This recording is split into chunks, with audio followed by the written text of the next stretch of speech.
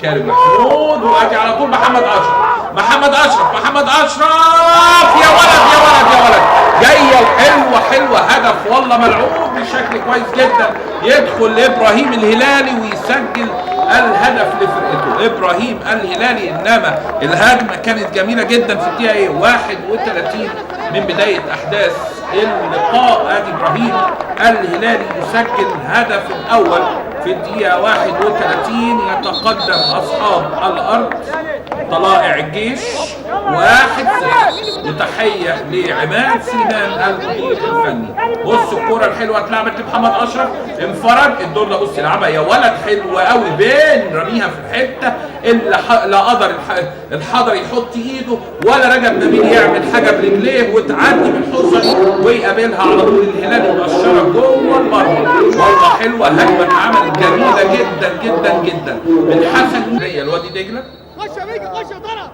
وادي دجله تتلعب الكوره، بيك على طول يلعب الراس ده ولا عبد الواحد، وهدف وهدف يا اغا، يدخل الاغا ويسجل، الاغا يسجل الهدف. يا هدفه ايه؟ هدفه الثاني في هذا الموسم. عبد الفتاح الاغا التعادل في الدقيقه 27 يسجل عبد الفتاح الاغا هدف التعادل 1-1. بص شوف، يمكن قبليها الكرة اللي لعبها بيكا، انما دي دخل مباشر على طول وتتلعب على طول للامام.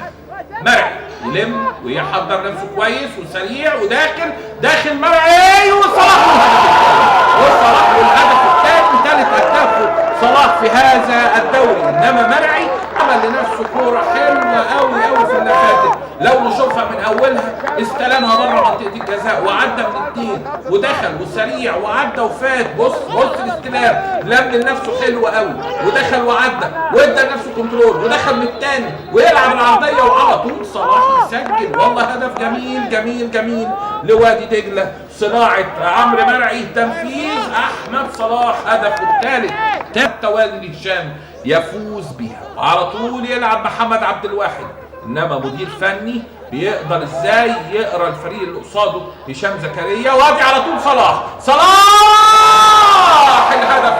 الهدف الثالث، خلص المباراه صلاح، يخلص المباراه، ثالث الاهداف ورابع اهدافه في الدوري محمد صلاح في الدقيقه في الدقيقه 34، يعني هدفين في دقيقتين، وبيسجد شكرا لهشام زكريا. بص اتلعبت، ضحكت على ايميسا، دخل حطها من تحت خلف يسجل الهدف.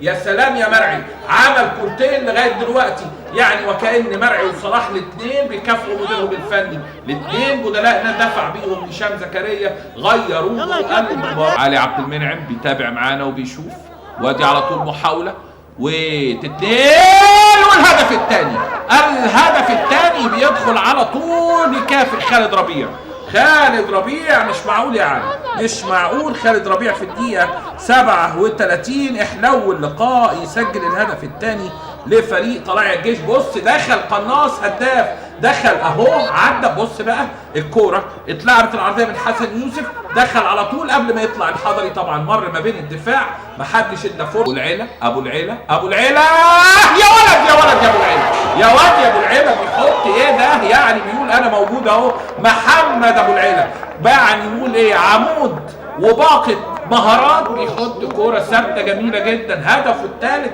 في هذا الموسم. يا ابو العيله ايه يا سلام يا حظك يا خلف، خدت ايده ودخلت جوه الجول، رايح اهو هدف. والله رائع رابع اهداف، الهدف الرابع في الدقيقه، يعني يقول ايه، لقاء ممتع مفيش كلام. في الدقيقه 38 محمد